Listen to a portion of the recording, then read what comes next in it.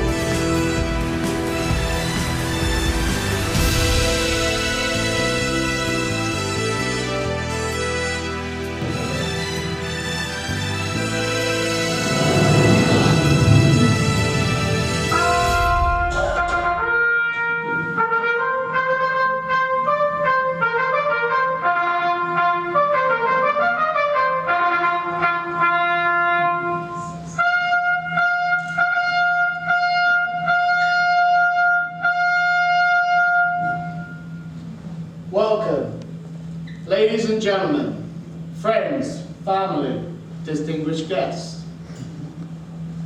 This is an immense occasion for us to celebrate what would have been my father's 70th birthday. It means so much that all of you have come, not just only here today, but from across the globe via Zoom here on the front. So welcome to our guests both here and around the world. Today is a kind of hard day for us to come together, but it's a celebration. And for me, I'm just very proud to be here, standing here, to be able to do this, to be my father's son, and to basically piece together his life story is quite a proud moment for someone like me. We all know my father for different parts of his life, and I'm hoping today that we will be able to just give a small glimpse of the champion, the legend, the myth, the fairy tale.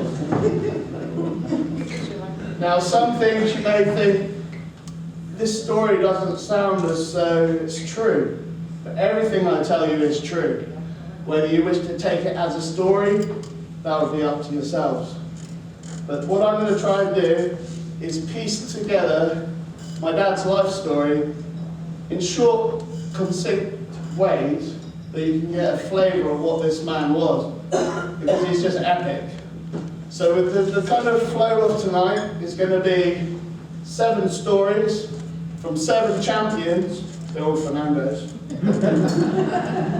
But they all feature one champion, Dennis Fernando. So, I'm a graphic designer. I didn't know if any of you have picked up on this.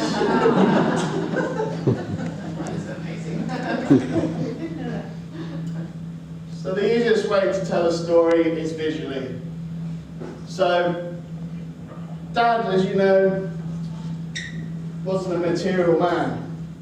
So we only actually all hold the memories of him. The material things don't exist, they just slip through his hand. He probably gave it to someone walking outside today. In fact, I'm waiting for him to walk in. But Dad, just to say, you know, he was born in 1951.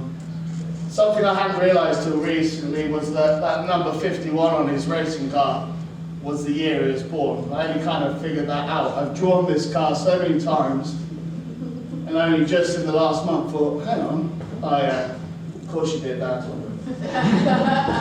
85, the year you're racing. Got you, I'm on your path, Dad, I know what you're doing. So Dad, born in Sri Lanka, to big Fernando family. You can see about 1/10 of them here, 9/10 on Zoom. You guys can't see that. But he came from Sri Lanka, lived there till, I guess what we would call the equivalent of the Windrush, or the Windrush, from Sri Lanka to here. So Dad's father was in the British Army, where he met his mum, Mary, and basically they'd gone back, got a bit broody, ended up with the siblings, which is, I think we've got Uncle Tony here, Auntie Lolly, we've got Barbara, who's hopefully watching in Spain, Uncle Franco, and Fiona. So Dad, Fiona's not there. aunties, uncles. Right, let's start again. Welcome, ladies and gentlemen. Aunties, uncles, and uncles of aunties. Okay, we covered it. And welcome, Maxie. Thank you for coming. Now, if everyone actually knew I told him to come in at that moment. For those of you who can't see, Uncle Max has arrived. He's giving Casio watches out at the front. Okay, I've got my calculator watch, I wasn't very good enough. Either way you're late. Okay. So Dad always told me that he felt like royalty. The reason being that he was born in a place called Anuradhapura. I said that correct? Thank you. We came from a family of rich Portuguese people. If this ain't true, don't care. So just go with the story. We come from a rich family. Portuguese, I don't know if they're Portuguese, I think they're Sri Lankan, they live in boats. I don't know what a schooner looks like. I don't know. But it looks like that. Okay? We've got 3 of them, and we're in a place, I think, what's it called? That's it. These days, blah, blah, blah. So we got that. We came from this kind of, Fernando is a Portuguese name, you might have gathered. And in this part of Sri Lanka, you may not know that our clan is called Ilakutige. Ilakutige. I'm not gay.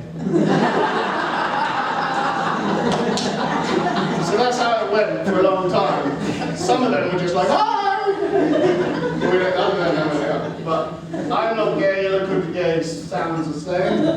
And they lived in a place called Fernando Place. Now I say they lived in a place called Fernando Place, but basically they actually went to quite, well, all these people were all our aunties and uncles that were alive, specifically Uncle Tony, man of the clergy almost.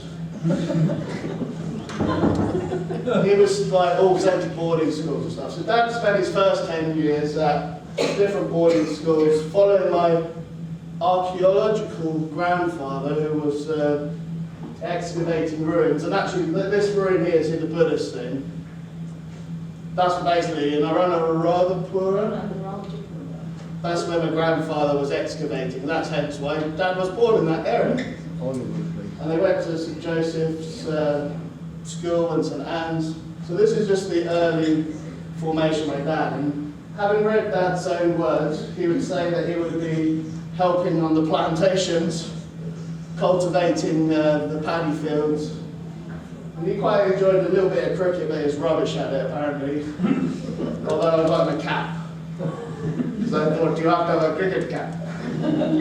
So he would be cultivating the paddy rice there on the right, and he'd be helping, when he was back at home, the plantations and bananas and stuff.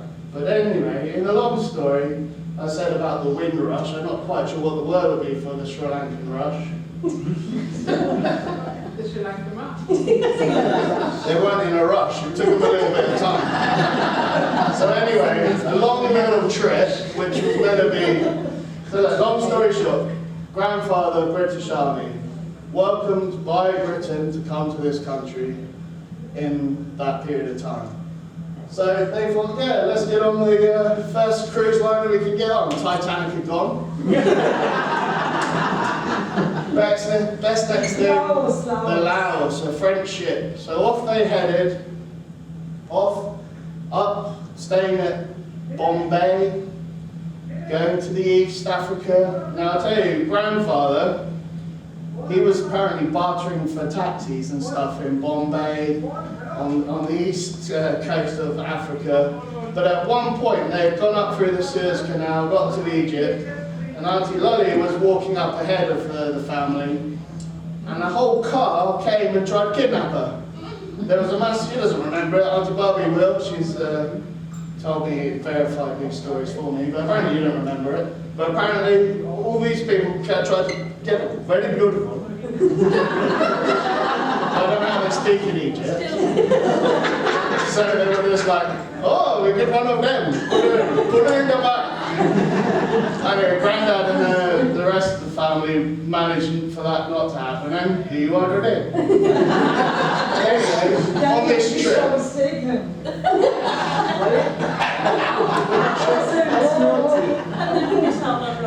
So they head to, I think, France, and then from France they've got a train up to like Calais, and Calais to UK, and here you are. Fernando's, Wellington, Beddington. I don't think half of them left, but the others have. They've gone around the world. So that's how Dad ended up in this country. And Dad was talking about loving chickens and stuff, blah blah, but that doesn't matter. So I thought it was KFC. So. 3 lights, 4 lights, 5 laps. Pause. Go. As I say, we've got 7 champions coming up to talk tonight, and they all feature Dad. And the first champion is Aya, Uncle Tony, undoubtedly the best HGV driver the family have ever produced.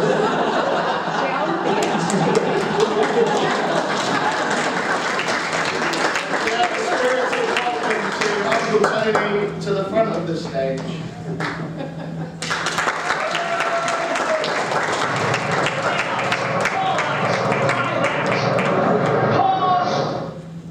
Okay.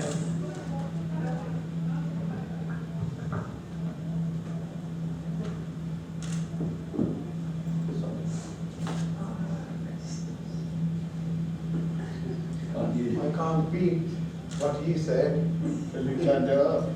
No, I didn't. Thank you, Danny. That was very good. I can't match that.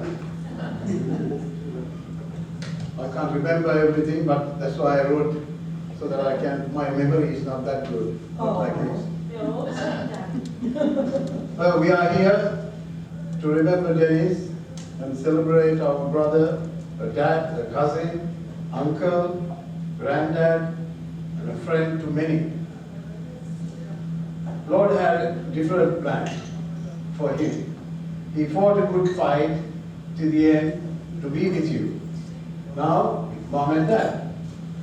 We expected Dennis to recover from the successful surgery, and he did. I was lucky to see him the day before he left us. May I thank all who visited when he was at the hospital. The corona struck to save you from its burden. You were a brother who showed unending talents. You name it, he done it.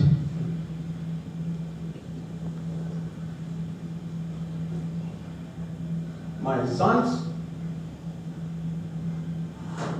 getting emotional again. My sons watched him do repairs on cars and campers. He was always there to help us. Prepare the camper vans, which I drove all the way to Greece and a ferry to Israel 3 times. We are grateful for all that help. There was nothing he couldn't do. He worked in the retail, TV rental, telecoms, self-taught mechanic, and a car dealer. He did his own work to raise his BMW in many tracks here and abroad. Danny traveled with his dad and experienced everything at his younger age. He must be very proud to have had a dad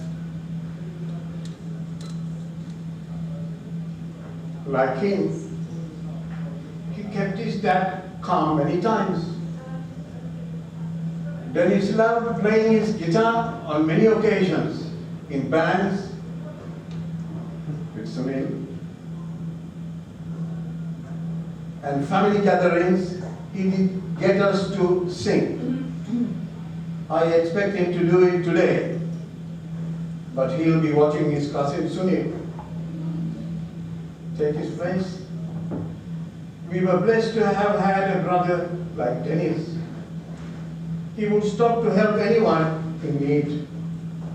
He was kind and generous. However, he suffered more than anyone in our family. He fought his own battles to the end. God is merciful and kind. Now he is with you. When in Sri Lanka, Ceylon then, my memory of him was how he helped Mom anytime to do shopping on Dad's bike. He would have been 7 or 8 years of age. Cycling for 10 minutes, he had to paddle under the crossbar. I couldn't cycle like him. We enjoyed our holidays together. Once we were looking for the monkeys at the back of the garden. He wanted to be the first to climb the corner of the fence, but I said, I'm the eldest. I climbed first. But I fell and cut my leg on the barbed wire. He helped me to keep this a secret from Dad. Mom depended on Dennis most of the time. When she was not well, he visited her every evening and made her ready for the bed, even though he was not well himself. She knew he would come and looked forward to seeing him. Mom depended on on Dennis. Once Dennis woke mom and dad to watch his BMW racing on TV. It was Betamax recording. That was still recovering from his triple bypass operation. They were not happy, but peace sake, Dennis won. Many who couldn't make it to the funeral service on the 17th April 2020 during the first lockdown are here today, and many will be watching online. On what would have been your 70th birthday week coming, we say our final goodbye. Our dad passed away 1 week short of his 70th birthday. I was afraid reaching my 70th, but thank God I'm 75 now. How pleased are we that Danny and his family have been able to come up from Cornwall, having missed the service in April. Due to the lockdown, Danny, you had 1.5 years to prepare this work. But I did it in a day and a half.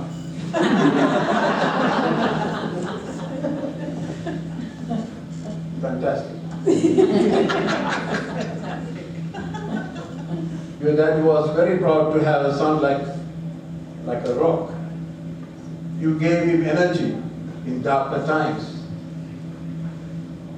And during the happy times too, you had Pia, Sarah, you all for being there. Thank you for being there for him. It was fantastic. That is getting the last hurrah and the best time with you. Weeks before his surgery, he was not sure to sign the consenting form. I was there, but he said, I'm doing this. When I recover, I will see my grandchildren. So he went ahead. Welcomed by the mayor of Falmouth and given the key to the town with the Spirit of Falmouth award, personalized haircut visits, a special Christmas dinner, and meals out. While basking in the luxury of hot baths with the company of his grandchildren, John and James, whom he loved very much. These memories will be treasured forever, I'm sure. Rose gave him meals whenever he visited us, out of hours, of course. We thank God for all his blessings and ask him to continue to look after those of us who are left here on earth following the pandemic. Let us reflect and pray for the poor souls that have not made it. We pray for Dennis to be with you, dear Lord, and guide us all to be with you one day. Amen. Thank you, my remaining brother and my 3 sisters. Love you all and thank you from Dennis. Dennis was here when Lloyd and Lally got married and had their reception here. That was 50 years ago.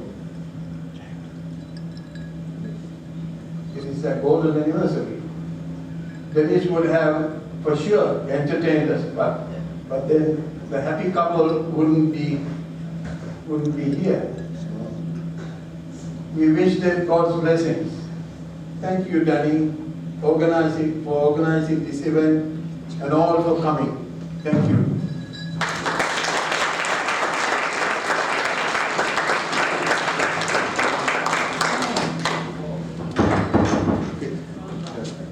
Thank you, Tony. It's not tough. Well, no, I was going to say, it is tough to start. So here's the oldest. I, with respect and thanks so much for starting. We are going to go through the siblings actually giving a little bit of a speech of their memories at least. Not a speech because nothing drags in Fernando's except for their timekeeping. But I'm going to now welcome 3 lights, 4 laps, 5 laps. Pause. Go, go, go.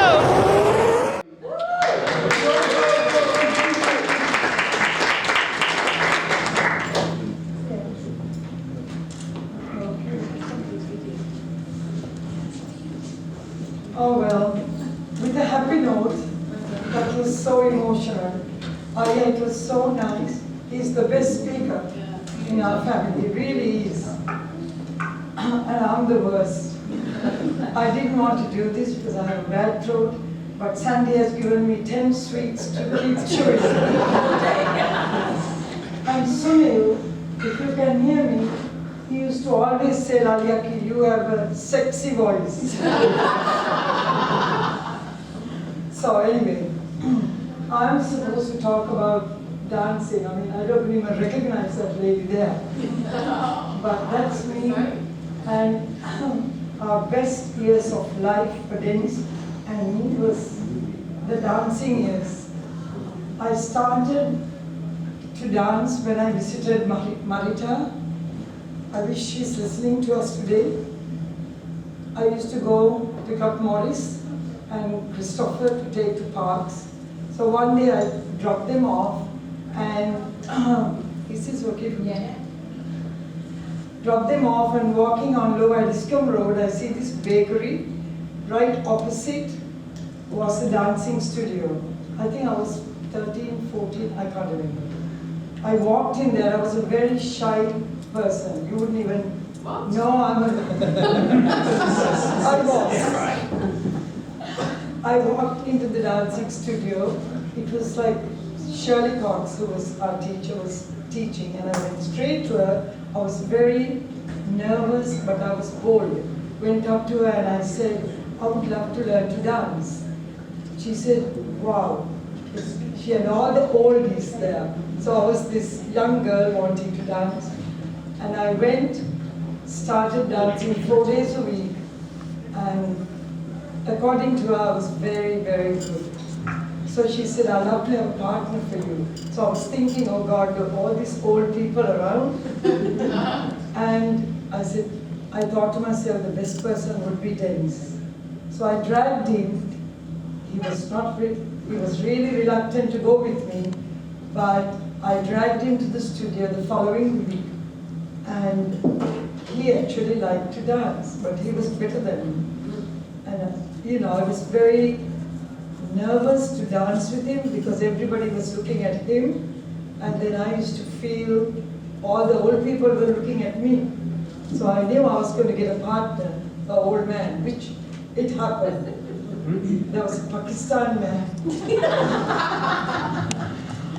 And he wanted me to be his partner. I really refused. So Dennis and I, anyway, to go further, we danced. We did a lot of competitions. We won, I would say 9 out of 10 we won. My dad was dead against. We had to do it secretly. So when we used to say to Mom, we are going dancing to practices, we danced 7 days a week. 6 days practicing, competing. 7th day on a Sunday we used to go to the place called Ballroom, Meccano in Streatham. So Dad didn't know most of the time what we were doing. But when he found out, I'm not sure whether he was happy or what, he was sad for us, trying to go by train, by bus. We would go at any length, anywhere to dance. So these are his certificates. Always he was better than me. The only time we argued was if he tripped on my toe or I tripped on his. Other than that, we got on. So he was my best friend. That's it.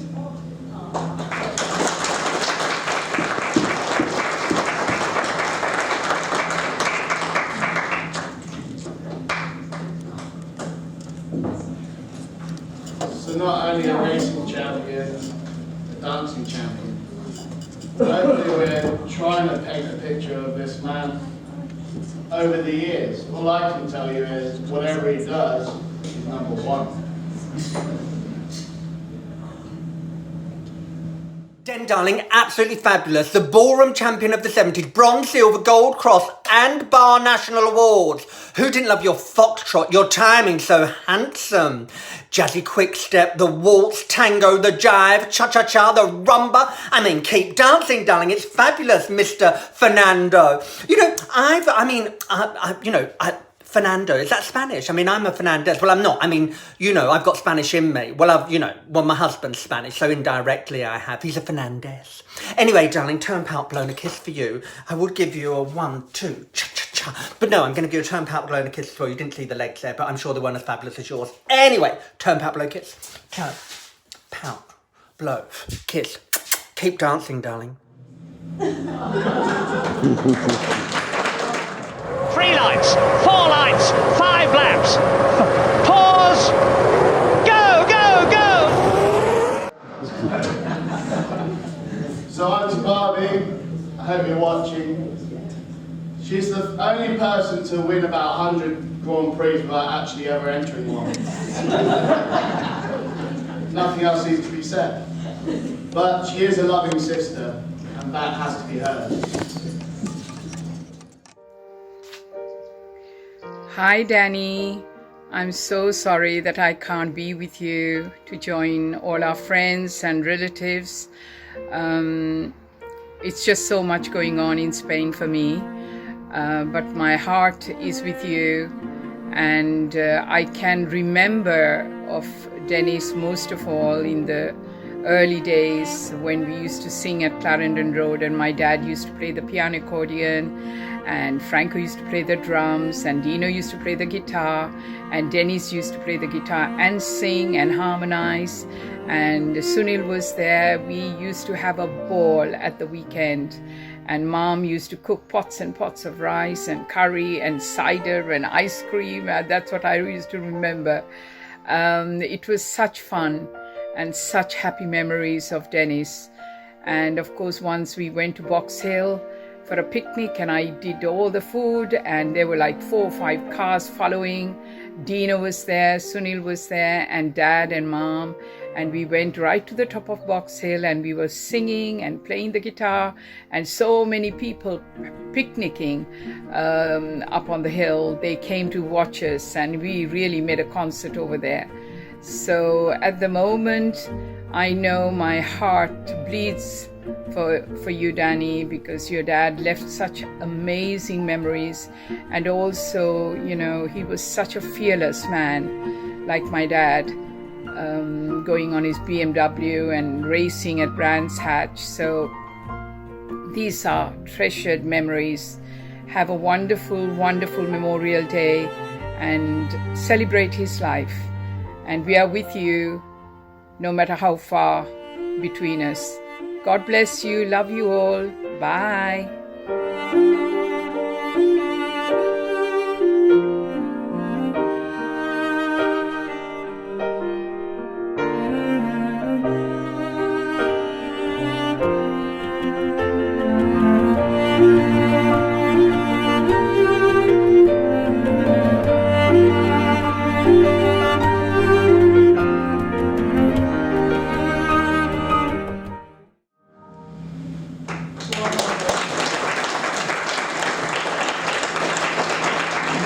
Thank you, Auntie Barbie, and thank you for that balcony shot.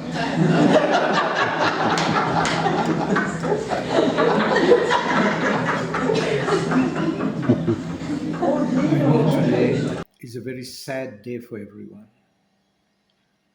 There are so many precious memories. I'm sure that all the family and friends are gathered to remember Dennis. I wish I could have been there with you all. I was so saddened to hear of Dennis's demise. I met Dennis in the early 70s through a mutual friend, Garrick Muthukrishnan. We became very good friends. Actually, he was more like a brother to me than a friend. He was my best man when I got married. Dennis was very kind and gentle. One thing we had in common was music. He loved singing and always had his guitar with him. He liked the Eagles, and if I'm not mistaken, his favorite song was Take It Easy, which he played and sang often. His parents' home was an open house. It didn't matter what time of day or night he brought his friends around. You were always welcome. And the whole family came together, and it became a one big party. Dennis used to visit me in Watford. We only lost touch after I moved to Ireland. There's so much I could say about him. We did so many things together in the early days and had a ball. I miss you, my brother. May his soul rest in peace. I wish to convey my sincere condolences to his family, and may the memories of Dennis help you find peace. God bless you.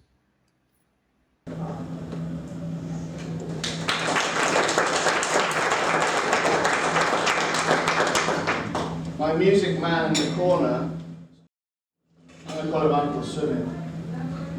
Everyone's uncles. You can't go wrong. I'm good. He's going to be entertaining us later. He would speak now for this music, but I think his music will speak for itself later. Dad would love it. I can already tell. So thanks for that from Dino, because without Sunil, that connection wouldn't have happened. He's found Dino from all those years ago that sang with Auntie Barbie in Carousel. What a name for a band, Carousel. Going round and round singing Hotel California, I don't know. But we'll see. But my memories of Dad as a child was he had this thing called an omnichord. And I would just sit there playing it for like ever in a one-bedroom flat in Ramshaw. But Dad picked up his first love of music, I think, in boarding schools from his own writing. He played the harmonica. My own in the car. I don't know how it went, but he was probably just like waiting to see the rest of his family when it was the summer holidays or something. But the piano accordion, I actually remember Grandad playing as a young nipper myself. He had this, actually, if you went to Sutton, anyone that's ever been to Nana's house, you go in, straight on the right, I don't know what the cupboard's called. They had nothing in like coats. Everyone else has a coat cupboard, piano accordion. Pull that out, there was always parties at Nana's house. But Dad had also picked up the piano accordion off his dad, and they were like this. So one day I've actually read some letters from Dad, and there's a cousin or someone called Charlie. Charles? Yeah. Charles came to town. Yeah. Never met Charles, never met any other family that even sounds English, but Charles took the piano accordion. Yeah. Dad's piano, and left a watch in its place. Don't know the full story, but it's true. So, Dad was a musician, we'll see this through the night. But I have a famous friend that has something to say. Den, you loved your music, especially the Eagles, so I send you the best of my love whilst you're all busy being fabulous. Take it easy now with a peaceful, easy feeling. There's true heartache tonight. I wish you peace, you midnight flyer.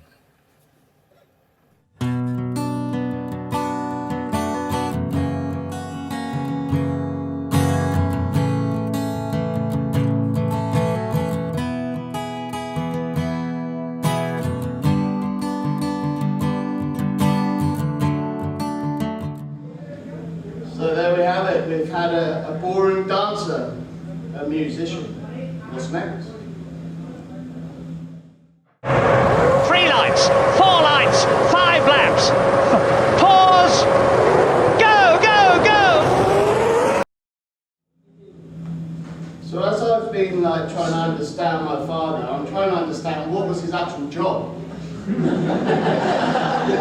Because did he have a career? I don't know. But I'll tell you one thing he did have. And it's taken me, I'm nearly 40, to understand that actually everything he did in life was the same as he would have done if it was a job. He was a salesman. He was a communicator. So his actual career was salesman and comms engineer, funny enough. And what he did, actually throughout his whole life, was almost take everyone else's problems and he was customer service. He would fight their corner. Not his own, but he would be fighting their corner. And that's actually his overall kind of career path. Now, I've got a friend that can tell you a little bit more about his actual career, but remember, Dad was about customer service and people. Dennis with one N. What a talent, darling. The youngest store salesman at the age of 15, huh? Lillian Skinner Sutton High Street window dressing, undressing me with your eyes. Most shoe sales in one day? Wow! Judge a man by his shoes, no?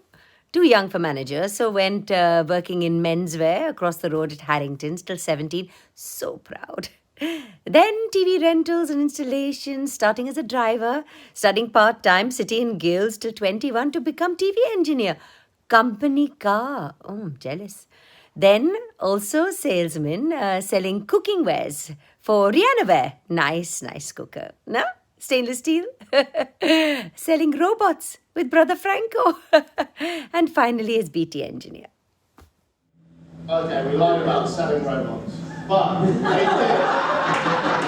they did travel the breadth and like the whole of the UK displaying these robots.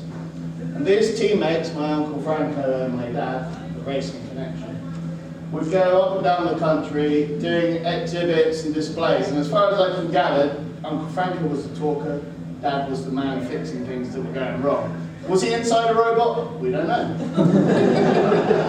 Who's inside that robot walking around on the high street? But anyway, yeah, Uncle Tony decided videoing inside. Exterminate. So anyway, Uncle Franco and Dad were great teammates during the, well, forever, all like up 80s, 90s, 70s, basically since he was born. He was a teammate with Dad. And they weren't selling these robots, they were displaying it. And you'll see a common theme of BMW. It just happens that they launched the 525i. Just a coincidence. So. 3 lights, 4 lights, 5 laps. Pause. Go, go, go. These guys were teammates, although Uncle Franco is always 0.9 seconds behind. But pole 1, 2, probably. So Uncle Franco's put a nice voice recording here today that he would like you to listen to, so if we could give that some time, it'd be great. My best friend. Then, one of my biggest regrets in life was that Tracy and the children never really knew you and only heard about what a great and talented man you were.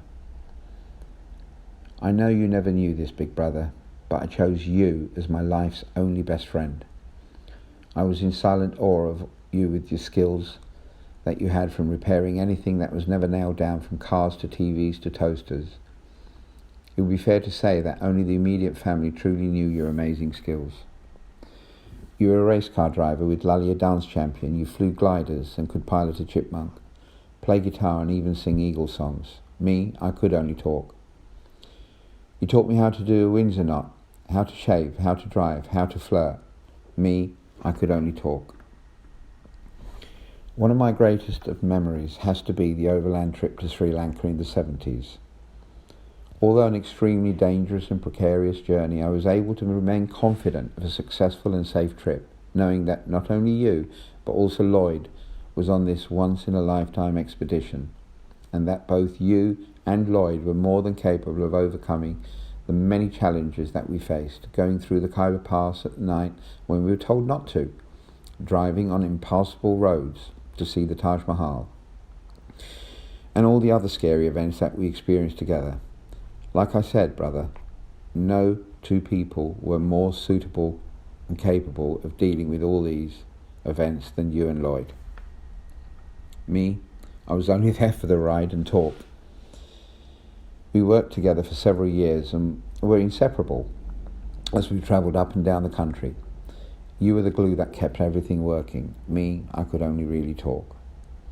When you were called and left us to be at the right hand of our Holy Father, you may not have left any great material wealth, but what you had left was even greater. A legacy in Danny, who may not race or repair cars, pilot a plane, dance like you, or even teach how to flirt. But I knew that you knew that Danny has developed a range of other skills that I know, when we spoke, made you so very proud. Especially how with Sarah, they both have brought up John and James into two wonderful, wonderful boys. We can be certain of one thing, that you are not only with our Heavenly Father, but also with Mum and Dad, all your uncles, including Louis, Lion and Lionel Uncle, and all your aunties, including Merita, Christabel and Daisy Auntie, and all the friends and relatives who have passed before you and were waiting to welcome you home. Then, you have to forgive me, but I had to record this message as I wanted all here today celebrating your life to know you a little more than they thought they did. But I know that I would not have been able to have got through this. All your friends and family are here to celebrate your time with us, and each and every one that really knew you will have their own great memories of you. Den, I miss and love you loads, my brother. Not only you, but our great times together. Thank you, Uncle Franco.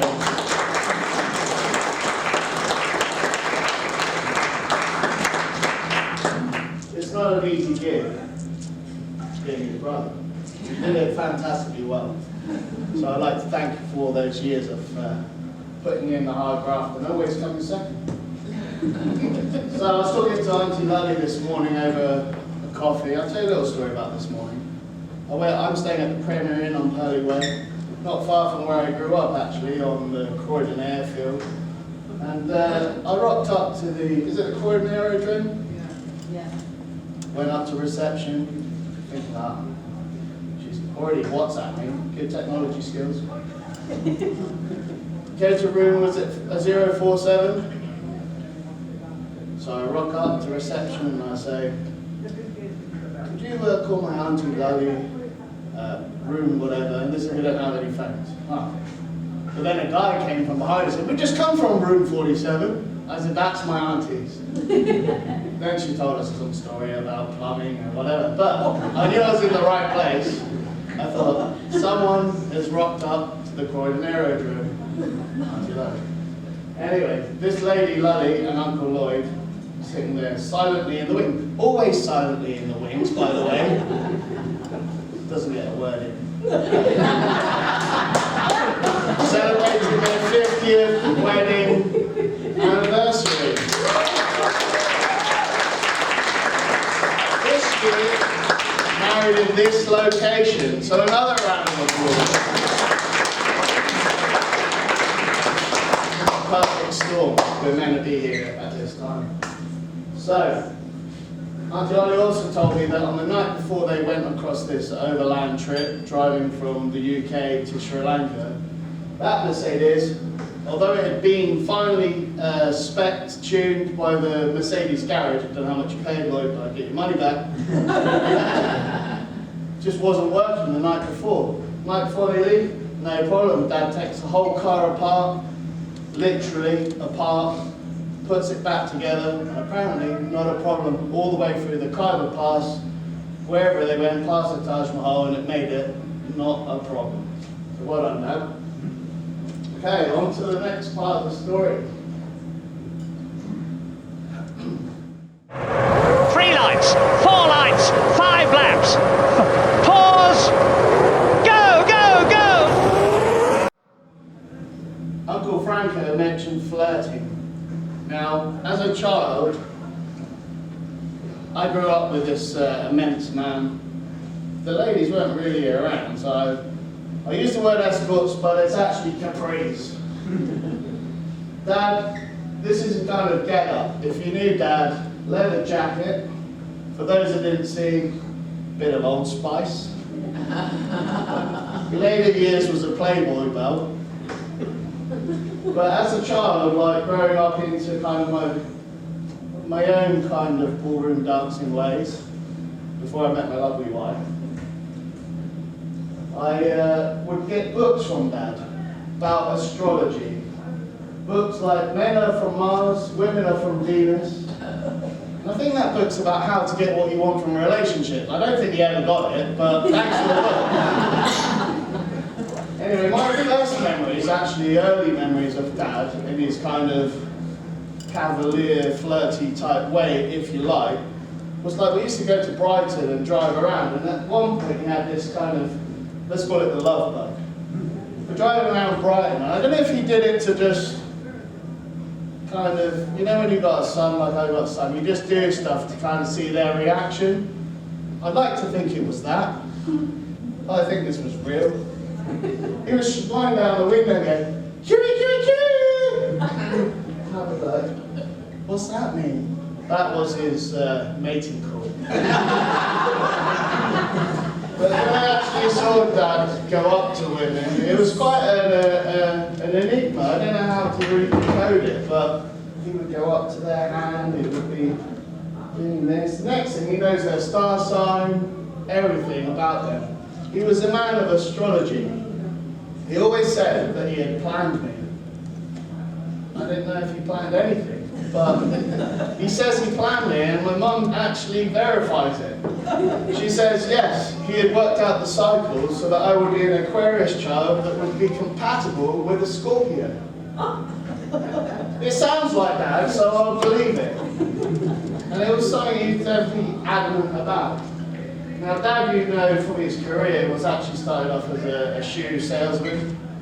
So you couldn't go anywhere without polished shoes. I've purposely worn non-polished shoes today just to despite you. I have to be the opposite. But Dad would have a comb in his pocket, probably a plastic rose that he just bought at Texaco. And he would rock up, you know, but the women loved him. The women loved that. It doesn't matter where he went, he just had a charm, and I used to sit there and think, he's pretty cool. And around 16 he gave me this book called A Father's Book of Wisdom.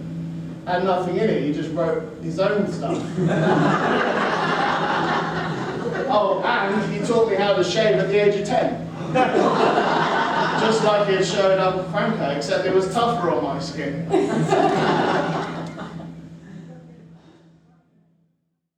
Den, baby, who could resist your charms in the 80s? That tash, your olive skin, your wavy hair, your charms and charisma was just enchanting. And we still don't know how you guess a woman's star sign from a 5-minute chat. You're a cheeky, lovable rogue. God bless. From me, Linda Lusardi. 3 lights, 4 lights, 5 laps. Pause. Go, go, go. So we move into the racing areas. And just not that cable, that wasn't a good move, was it? I might not come back there. Thanks, Dad. Part of the gag, got you. Right. Dad. This is how I view my dad as a child growing up, the lens of a child. This is my dad, me going to races, just being with Dad. This is the 80s. You can have a fag in your hand in the picture, people. This shit is real life. I don't know what Dad was actually doing or whatever, but I just love this man. I just follow him. Like, he was a tale to his dad, and his dad loved him to bits. I'm the only known child in the room, but he loved me to bits, and I would follow him like a tail. So I just wanted to talk a little bit around my dad in this kind of awesome era. Kind of that young child who just looked up, well, I didn't even know he was a ballroom dancer at this point. I didn't even know really that he was a musician. He was a racing guy though. So my dad was this guy that was part of the BMW car club. And you saw there all the famous racing driving sons and fathers. Probably would have happened to me. I used to drive that go-kart up on Croydon Airfield, and until he actually moved out of my life, I probably was just totally absorbed in racing, following him around. But I wanted to give you a little story, not so much about his racing, but about how he linked his career to the things he does. So that video camera, remember at the beginning of this presentation, we looked at his racing. Many people didn't even have a video camera in the 80s. This man had one in his racing car. You saw it flipped around as he was racing. He had worked out, if you saw the car downstairs, next to that gear stick, his electronic knowledge just pushed that camera around. It is hit and miss, because I've spoken to a few other people through the BMW car club, and sometimes it was like skewed off. But imperfect is perfect when we're talking about that. I have a little story about when I was first, I've said I'm a graphic designer. Now there was an occasion Dad used to go off and leave me with my nana, and he came back from wherever he was working as kind of whatever job he actually did. But he had a job, he'd come back, he'd left me there at the weekend. I think he was doing some kind of car mechanics or something. The checkbook says DF Auto, so let's presume that's real.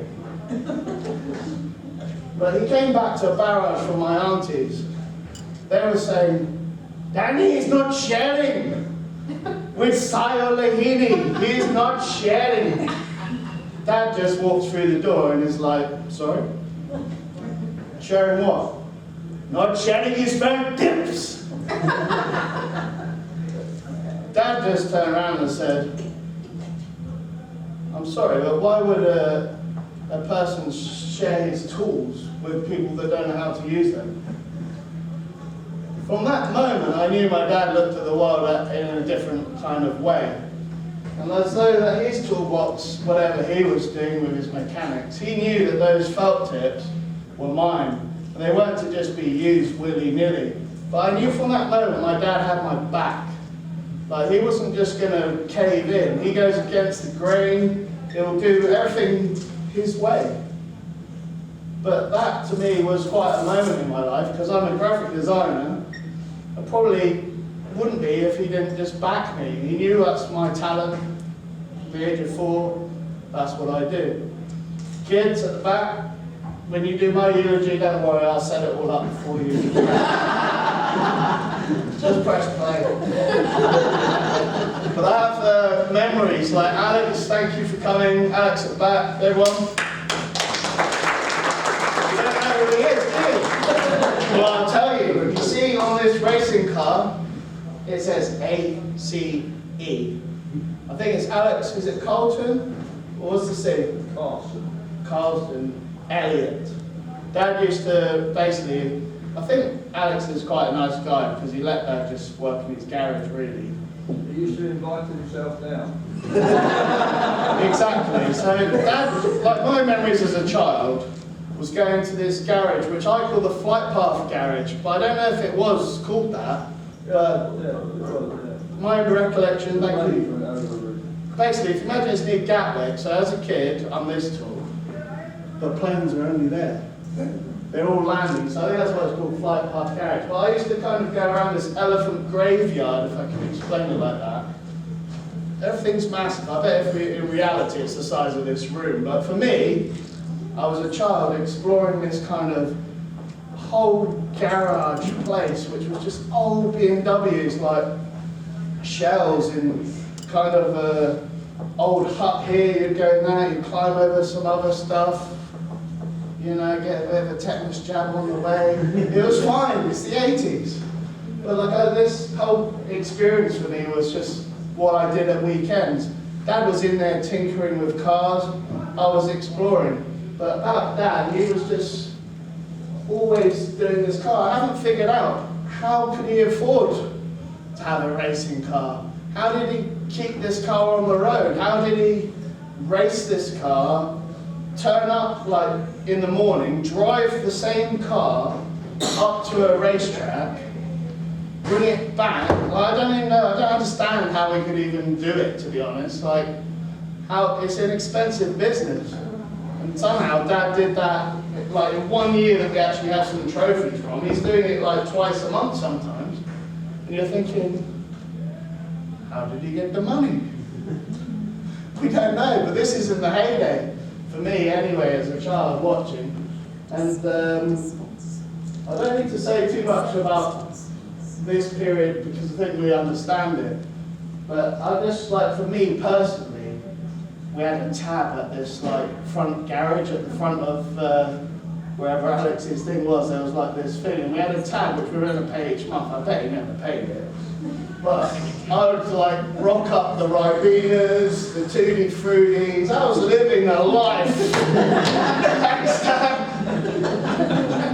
I didn't get hungry, but I let my friend tell you a little bit more. Hi, Den. This is a message of appreciation from one racing driver to another. Not just me, but also your mate Danny. Because he tells me that you were known as a lover of cars, competing in the BMW Car Championships and saloon car racing in the 80s at tracks like Brands Hatch, Snetterton, Donington, Silverstone. And of course, I cut my teeth racing in the BMW County Championship in the late 70s, which was my first touring car stuff. But he's most impressed in your dedication to taking what was a road car and transforming it into what was a Batmobile racing machine. That's his testament to your many talents and mechanical mind. He says who else would find a left-hand drive 3-litre CSI under Kingston Bridge, find the owner and buy it, take it apart and reconstruct and spray it with those fantastic Alpina racing colours and then driving it to the track as the paint's still drying. Well, I'm just as impressed as your mate Danny, so good luck for that, well done, and I'd love to see that Alpina coloured. Oh, great cars.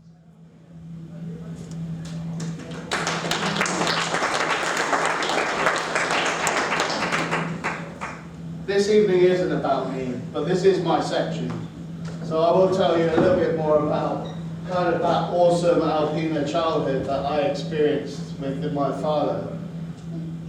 It's kind of strange how history repeats. After he's died, I've been able to accept I am my dad's son. I'm not sure I could when he was actually alive, but as soon as he went, I could take a deep breath in, absorb it, and go, okay, I mean, I've definitely his son, so I'll go with it. But my recollection of Dad in the 80s, okay, this man was like go-getter. Right, we got a school fete, Dad was out there getting sponsorship. He filled this whole brochure with sponsorship. It might have been photocopied back then, but it was full. St Elphridge's school got gold taps. He would rock up to like Christmas fetes with Father Christmas, rocking out, ringing the bell to the school thing. I just took all this for granted.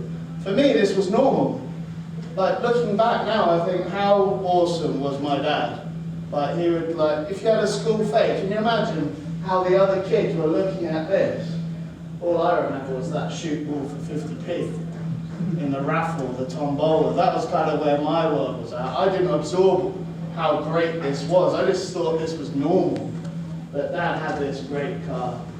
Dad would take me to Epsom Downs, we would fly helicopters. They weren't ours. People would run after us.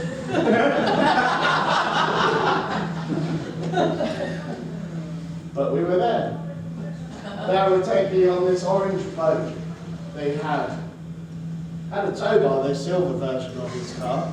He would take me to Kingston, to Brighton, and I always remember him giving me a Scotch egg at Kingston. Stuck in my mind. I love a Scotch egg. Now, as you know, Dad worked at BT. When I lived with Dad, we lived in a high-rise flat. I'm setting the scene here for later on, because just remember this. We live in a high-rise flat, all knocked down now, on the back of Croydon Airfield. But Dad would rock up on a Friday every week. He'd gone to the Exchange, which is like when he works as a BT engineer. Lunchtime, it's kind of in between Purley Way. There's like this cafeteria thing. We'd always come with this polystyrene box. I loved it. Fish and chips every Friday. Didn't like his mackerel that he caught when we were fishing, trying to give me fish curry. Never eaten that shit. But we would go on that Croydon airfield and we would fly that 2-string thing. It was kind of amusing. Dad would stand there and go, "Right, Danny, run!" I'm not a runner. I like pulling this thing and crash, but that was fun time. Dad's own stuff, he was into badminton and tennis. His rhyme was, "My name's Dennis, but I don't play tennis." Don't get it? Still don't get it. So that's this awesome Alpina childhood. I just thought I'd touch on it, it was funny. So Dad, to me, in that era, he would rock up, win the bloody race, wouldn't he? Of course he would. He ain't gonna come last. And by the way, that isn't real height order. This isn't Lord of the Rings.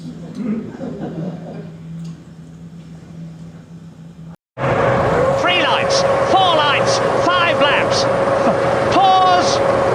Go, go, go.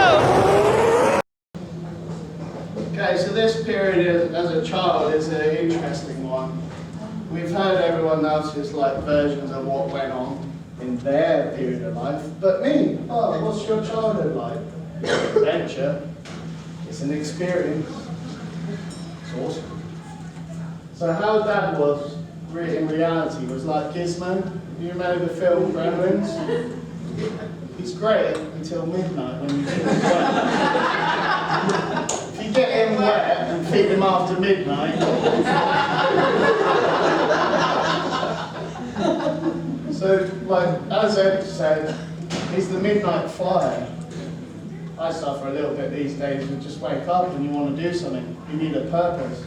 And as Dad moved out of the racing, he kind of lacked a purpose to kind of do stuff. So I don't really know what he does. But if you imagine I lived in this high-rise flat with Dad and would wake up, maybe, I think I slept through the night. I don't remember ever worrying about it. But Dad had already been out and done a load of stuff in the night. Don't know where he'd been. But I wanted to set a scene of like what the early 90s, late 80s actually were like after the heyday of Grand Prix racing, not Grand Prix, but just racing. Dad would, well, he got this redundancy.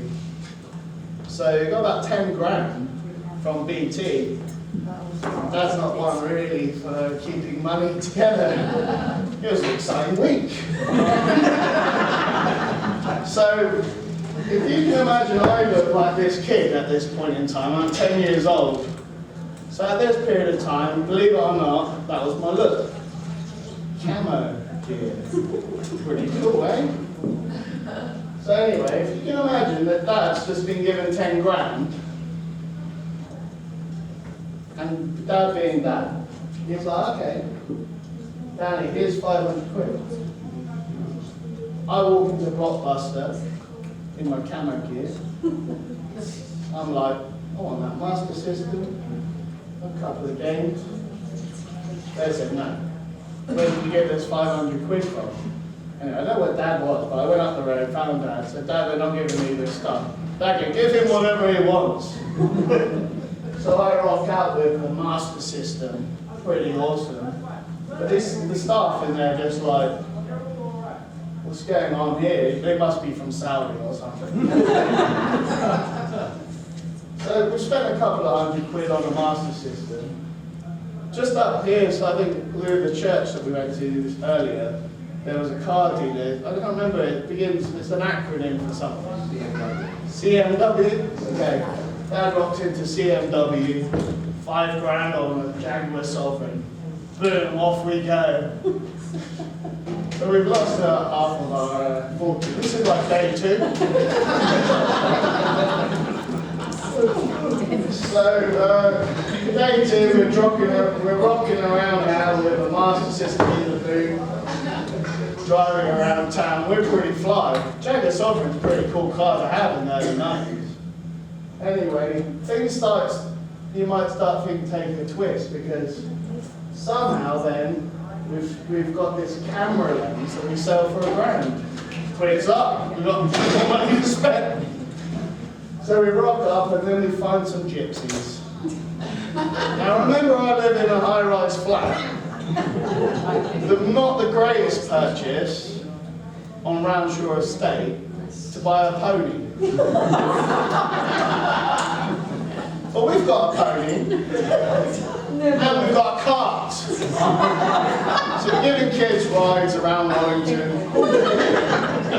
just enjoying life. I remember looking out the window from the 6th floor of the flat at the pony strapped to the I don't know what it's like, a gym kind of kids playground area.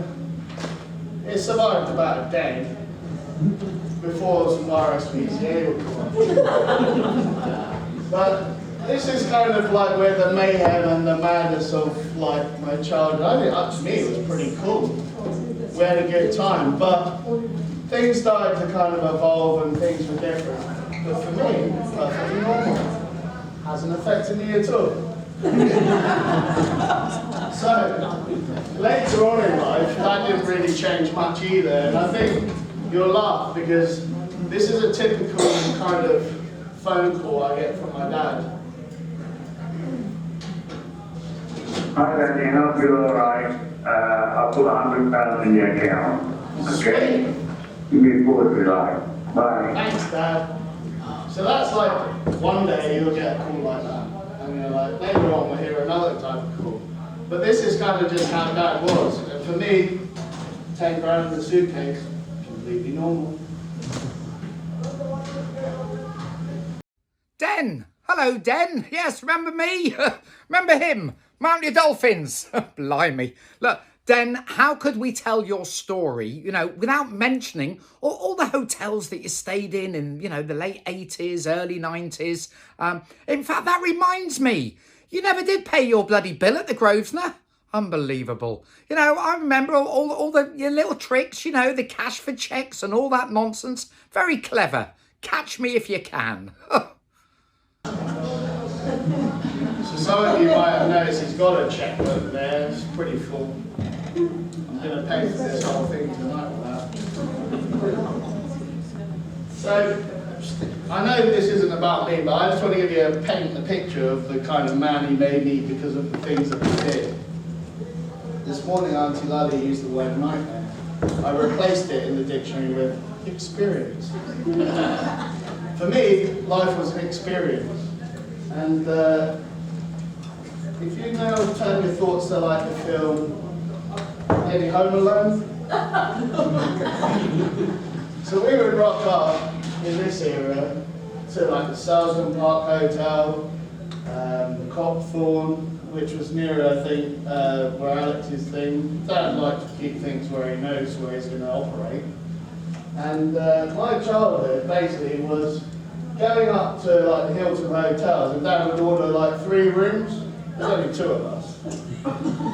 And then you would be able to walk between like the rooms. But I don't know where Dad was. I just remember sitting there watching films, eating Knickerbocker glories like Home Alone. You know.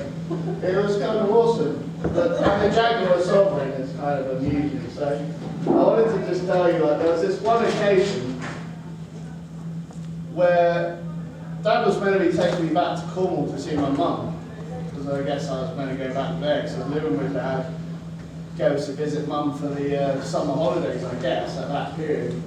And you've got to imagine that Jaguar Sovereign, that's why the car key's there, but rammed full of 4 kids that he's just kidnapped. We haven't kidnapped them, but they're from my school going on an adventure with me. And an Alsatian. And we're rocking down on the scenic route to Cornwall via Portsmouth. I don't know why we're going to Portsmouth when we're trying to get to Cornwall, but that's Dad for you. Anyway, so I remember we remember I was in the camo gear, I was into like guns. Dad had already bought me a BB gun, a Magnum, like these are just replica things. We've got an Alsatian, 3 kids, rocking up to ourselves. It kind of raised suspicions. But anyway, if you can imagine the flying squad, or whatever they're called, descending very fast. I remember looking out the window from the room that we had just put a blank check to. And seeing all these dad like surrounded at the back of his sovereign with his boot open holding a gun. Anyway, the long story short is that was just a minute and a day with Dad, like to me normal, but that was kind of a strange perception because Dad actually was only going out to get my stuff from the boot. Just happened it was my gun, it was, you know, but it looked different. And Dad would also, I remember the Selson Park Hotel where we stayed frequently.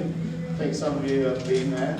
He would like buy me golf sets. I can't play golf. But I'd rock up down to the thing in my pink polo t-shirt. Thanks, Dad. Couldn't even hit a ball. I was good at putting. But yeah, Dad just did all this kind of stuff. But it was kind of funny. And like the club sandwich was my favourite. If I'm staying in a hotel, I have a club sandwich. Standard. So like for me, this is just the eyes of a child. Not knowing any better, to be honest. As I grew older, I realised that maybe some of these things are questionable. But for me, this was actually pretty awesome, and yeah, gave me a foundation to know how to conduct myself when I go and ask for my auntie at the reception of the Hopthorne Hotel. Not Hopthorne, the aerodrome. This is Drop the gun, fat boy.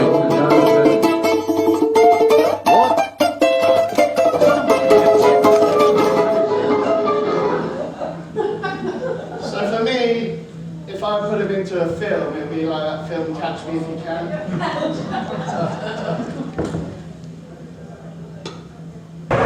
3 lines, 4 lines, 5 laps. Pause. Go, go, go. Circuits are interesting. Dad was interesting. So we've got to tell his story through the ups and downs. Doesn't matter to me, he's always number one. So now we'll hear something from Auntie Fiona. Hi. So this is the younger sister, Fiona. Everyone knows me as Fee. And I just wanted to really just talk about Dennis, our brother Dennis, and my memories of him really. So obviously I was very young. And I remember him being engaged to someone called Susan. And from what I recall, what I'm told, I don't remember, but I used to be quite jealous of Susan because I was obviously quite close with Den and didn't quite like the fact that this Susan had come along and was kind of taking him away. So apparently I used to always try and sit between them. So whenever they sat on the sofa, I would squish up between them to keep them apart. I don't remember that, but that's what I was told.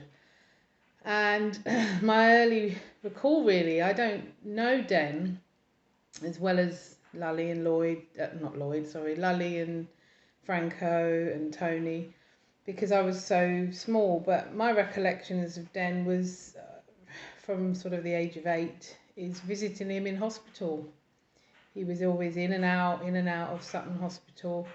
And I used to go with Mum and Dad to visit him frequently. And over the years, obviously, you know, he had many ups and downs.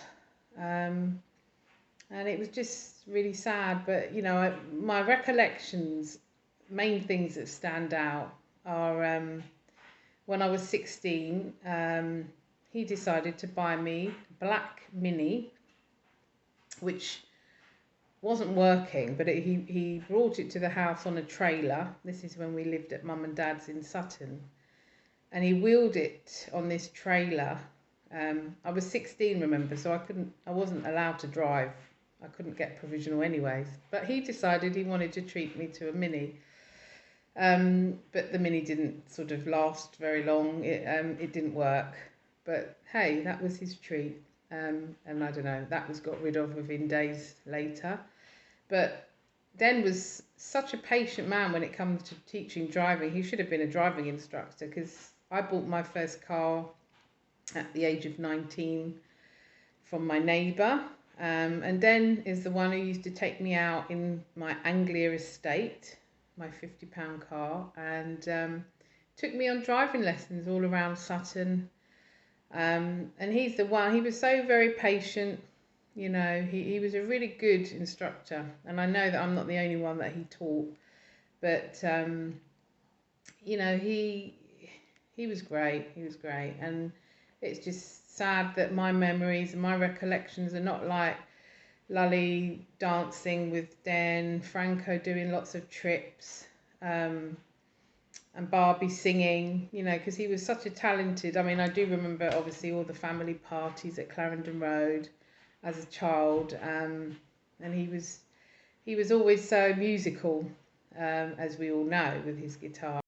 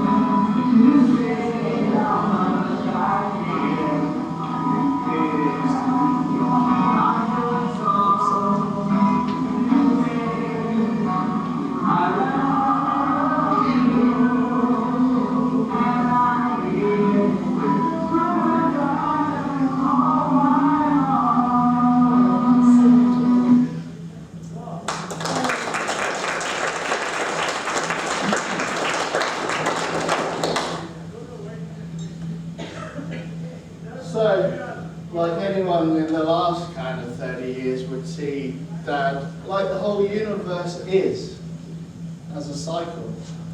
Things happen, but for Dad they were actually new every day. For us, we would see the things coming before they happen.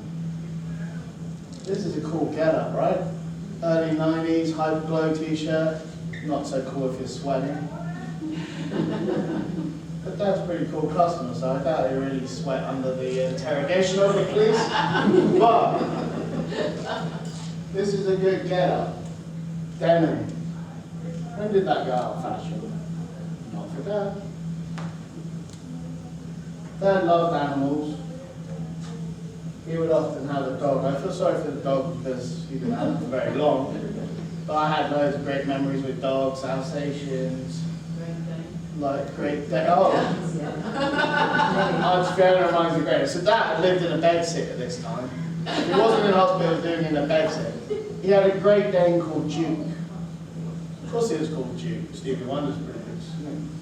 So Dad had this Great Dane, going down to Cornwall once. But they weren't trained, because they were just free spirits, like that. And like I've actually got a dog in the last, I got a dog myself after lockdown, because you know, you don't have a dog sometimes because you don't own the house or you're renting, and I did that myself. But this year I've got a dog called Star. She's left at home. One of Dad's dogs was called Star. They brought down to Cornwall once, and it had the greatest time. Like you could just tell it was like, I don't live in a bedsit anymore, and there's this whole world, which is like Cornwall with like fields and stuff. And we took it for a great walk. And then there's a story where Dad rocked up with Star, crashed a car in a roundabout or something, and the dog jumped out the window, and we never saw it again. I've got a dog called Star, and we've left her, and I've named it in Dad's honor. But in this period of time, Dad's general get-up after this great, and this isn't a bad thing, this is just Dad's get-up, right?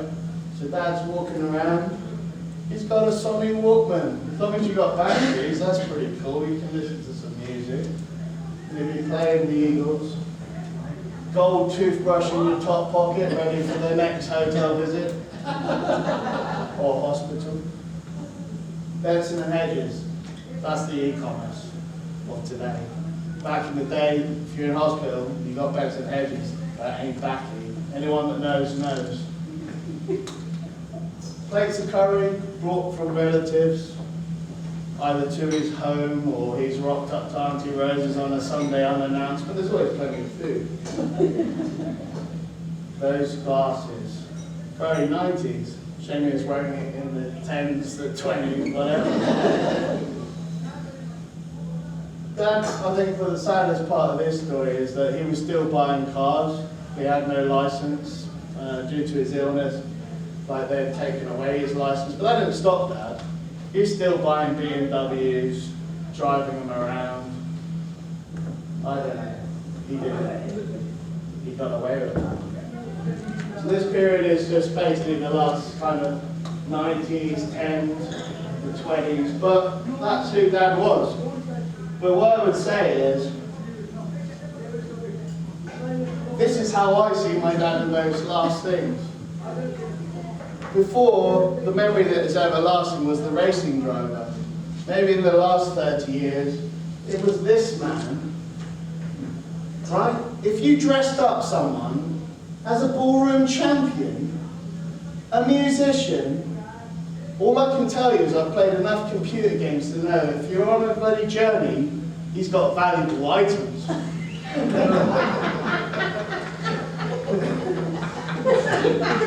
You gotta go talk to this guy, right? Because he's got something to tell you. And that is actually Dad's life. This guy, that smirk isn't Dad, but it could be.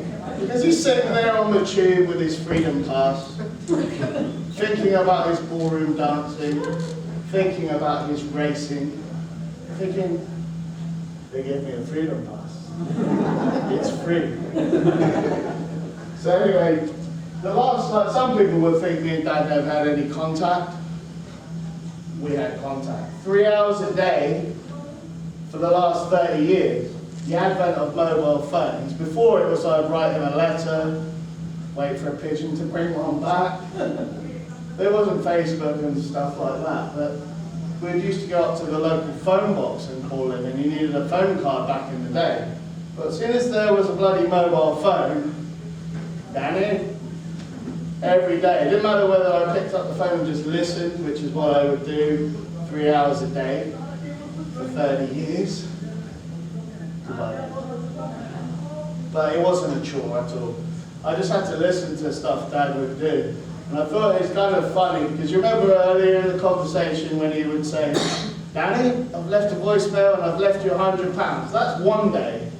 The next day would be, well, I'll let you hear and then I'll explain what he was saying. Hi, Danny. unfortunately, I lost my freedom card. I'm trying to go down to take Washington Road.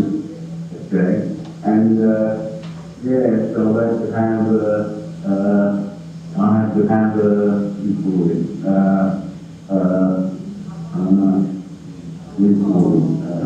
going about £5, £4. It's an oyster card. Yeah, so unfortunately I only got £15 left, and I'm looking hungry to make the money. On Tuesday I'm going £6 worth, whatever, and I'll pay £6 for a week, and I think £10 with £10 to get the coffee and that. And yeah, anyway, before we like too much. Bye. Dennis is saying something. Yeah, Dad's giving us signs. Yeah. He didn't like when I said oyster card. It's all about muscle, BMW legend muscle. But, you know, that's kind of the yin and yang of a daily conversation with Dad. He'd like talk about what he ate for breakfast, he'd leave a voicemail. I'm wondering, but that's fine, because this could be a great firework display. It's cost the same as a firework display. If it blows up, it's fine, as long as they don't put the fire extinguishers down. Those of you at home, we've got an arch of balloons, and I think the heat, it's just like that. And he's telling us a symbolic metaphor, which is what goes up must come down. But this guy, if you see him on your journey, talk to the guy, just like all of us. Except he's got dancing accolades in that handbag. He's got racing awards. Don't discard people just because they look a little bit different. Hey, guess what? I just got a message from a guy named Danny that asked me to recall some memories about me and Dennis. You might know him as Den. Well, I'm about to get in the shower, and that's the best time for me to tell stories about me and Den and what we were doing back in 1990. All through the 90s, locked up in Chilton Ward at Sutton Hospital like caged Tamil tigers. With that bitch Carol Baskin in Ward 4 mocking us from the fence, disrespecting our freedoms. Well, that couldn't cage our minds, man. I'm telling you, Den was a lion. He would tell me stories of an independent kid following bullocks home and playing with bullocks at school, with a love of nature, birds, dogs, and all God's creatures. How the mind can be violated by those you trust. Me and Den, we had plans for Fernando Enterprises. He was the definition of an entrepreneur. Risky. Just like old Danny. Now Danny, he ain't risky, he's frisky. I like Danny, but not as much as I like Den. I love you, Den, and I hope to see you soon.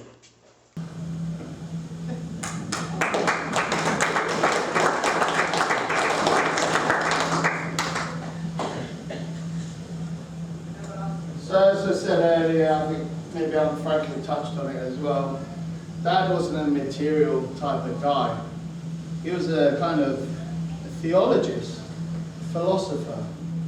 And the only things actually, and it's a perfect storm, he would be laughing that we're all gathered here today after a pandemic. Pandemic, that's the word. This is epic. Pandemic. Just make that. Put that under Fernando Enterprise. Pandemic. Can't help the word epic when I talk about that. But Dad was also like a writer of things. So the perfect storm was the pandemic before we knew what it was, this COVID virus. I had to first deal with the fact I lost my father, which was, okay, not unexpected. He'd been in and out of hospital, so I kind of mentally prepared for it. But what I hadn't prepared for was the world that we would see in 7 days. Now, apparently, if you're a religious, the world was created in 7 days. A lot happened in those 7 days between me hearing that Dad passed and And actually, yeah, the whole world changed. So what happened for me personally was Dad had gone, I had to come to London, and I thought, right, I've got to deal with his affairs, I'll clear his bungalow, hire a little van, I'll put all his stuff in it, clear it, get the carpet out, go to the trips to the dump. And I did that. And I was thinking, as I was standing there, looking at his bungalow, who was my dad at that point? Because I have my own recollection of my dad, but I was looking at the place and there's nothing of anything like, oh, I inherited here. Well, later on I realised I didn't need material things. I inherited my dad, he's in my DNA. We all have our own individual memories of him. I have muscle memory, if you like. He's like in my DNA. But Dad, and this is Dad, like if I would say that my whole life almost is dedicated to being his tail, just following him from here to there. He'd almost taught me how to decode him. Wait for the balloons to pop. But he had like an enigma machine. I could decipher everything that he wanted me to know. And when I actually took all this paperwork in between like magazines, anyone else would have thrown this away in that week because you just think, it's all junk. But I just knew I'd keep all that stuff. And if I look, I can't wait for that to blow up, by the way. If it does, it'll be pretty awesome. Guys at home, there's an arch of balloons about to blow up. It might be at the end. Right, so like reading through all these bits of paperwork, so like I would decipher stuff because I don't know what it is, but I don't have to look far to find the clues. Like if I just think something, I'll find exactly where Dad left it for me. Now the toughest thing for me was realising he'd left his own life story. I started going through this paperwork, and if you imagine you've got a piece of A4 paper, okay, I'm just looking for, I was scanning for clues like, what's Alex's number or stuff, because I was thinking, as this event came, like, how do I get hold of these people? I need to like get hold of people and actually shape this into an event. But Dad's already done it. He's already a step ahead, and I knew he would. Like, I just open up, you know those trolleys that old women take along? Was there like, Nana used to have like the shopping trolley? That's pretty much all I had from Dad's belongings. A shopping trolley full of papers. Don't know what was in it, but I knew I wasn't going to throw it, and at some point I'd be able to like digest it, look for the clues, and write it. Inside there, I started looking at a piece of paper, because I'm trying to scan what can I put together here for this evening. I started at 79 with a circle. It took me half an hour to realise this is actually page 79 of a life story. Dad's actually written what he wants me to see, what he wants me to hear. As a child, it's tough because things you don't know, truths that are unsaid. But on the actual day, this is more recently, I found the 70-page stuff. Still waiting for that to pop. But on the actual day I was in his bungalow, you imagine there's nothing really around. Clearing his sock drawer. Second drawer, I found a letter basically written in 2018, top right. And that's actually was the toughest thing to find. He left it in his sock drawer because he knew I'd find it. And it's his own words, his own writings of how he felt about himself. It's not for me to kind of tell you that. So what I've done is I'd like you to, in a minute, read what he wrote. Have your own reflection if you like, while we listen to his favourite music. Because it's not for a son to say what his father wanted to say, but I am the vessel in which it can happen. So I'll let you read those things. 3 lights, 4 lights, 5 laps. Pause. Go, go, go.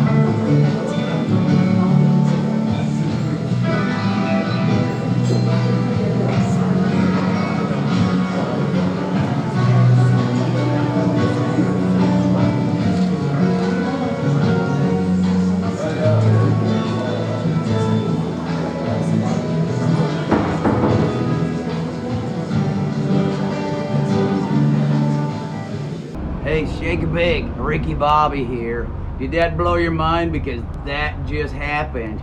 That was deep.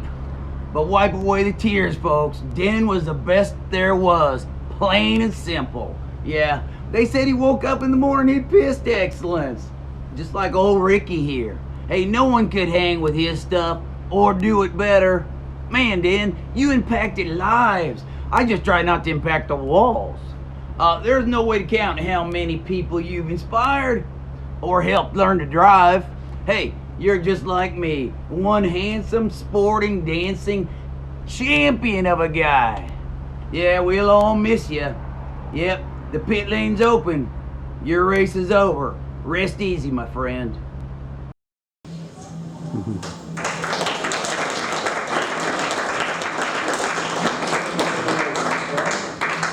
Dad, you could have picked a short song. Hotel California. The intro is 51 seconds. That's on not the acoustic version, but we played it for you in your honour.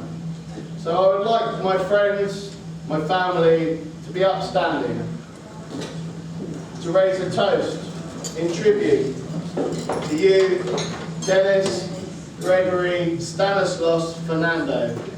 For us, you're always pole position. Number one, you left us on lap 68 of 70 to pit in for the lane.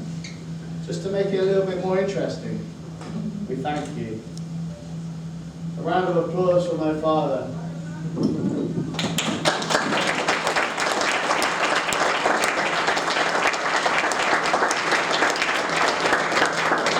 Easy thing to decode the many talents that this man was, but I hopefully gave a flavour of just a few instances of what this man really was in real life.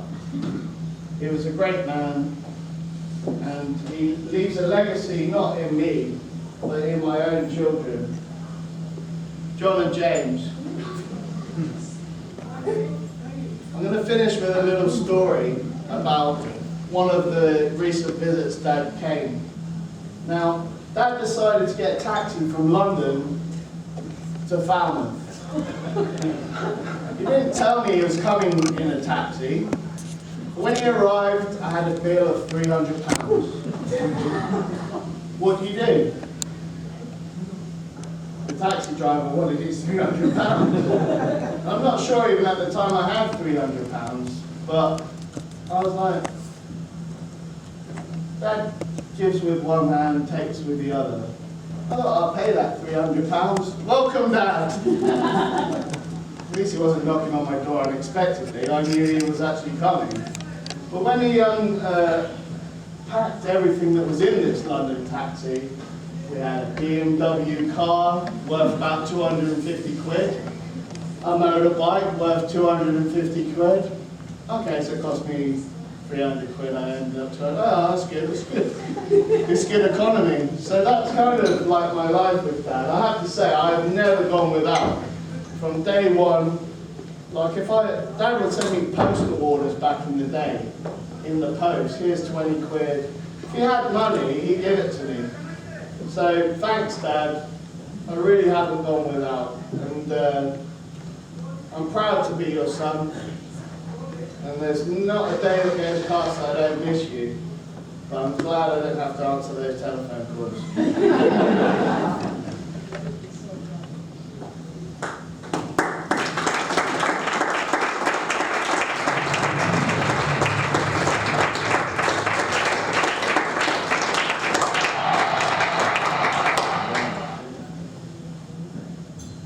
I leave you with Fernando Enterprises, and we should enjoy the rest of this evening. Thank you to you at home that have been watching. It's time to say goodbye. Listen to the music and enjoy yourselves, because this is a celebration. We are not sad. You have not gone. You live on. Good time.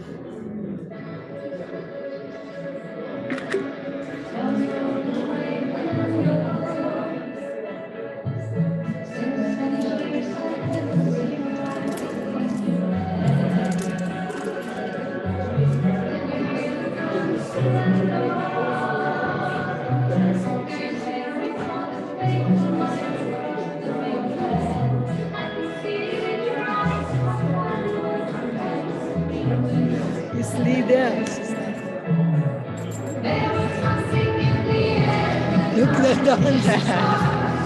Lini and them are dancing.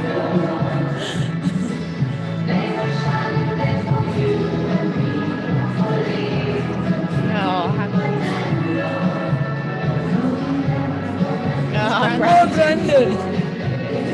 Look, Brandon, Lini, Ranji, look. I haven't seen Ranji. Come on, Randy, dancing.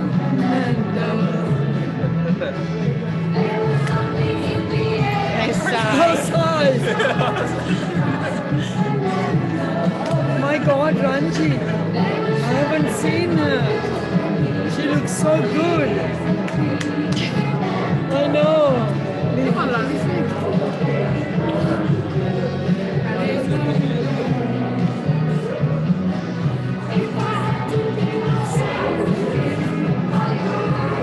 Come on, Frankie. Brandon, can you remember Ranji? Sai. Hi everyone. Just before we relax, just really, I think Danny has done an amazing job.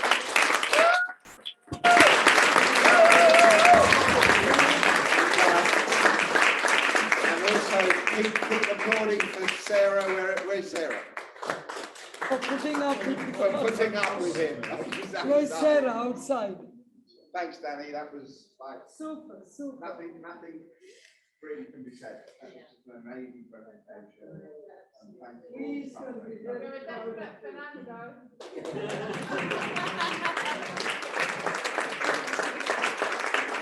only thing that can be said is the buffet is open.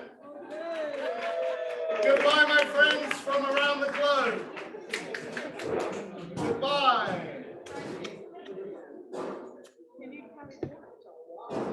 Oh, sure, you can't? I can't. Oh, they're leaving. Bye everyone. Thank you for coming.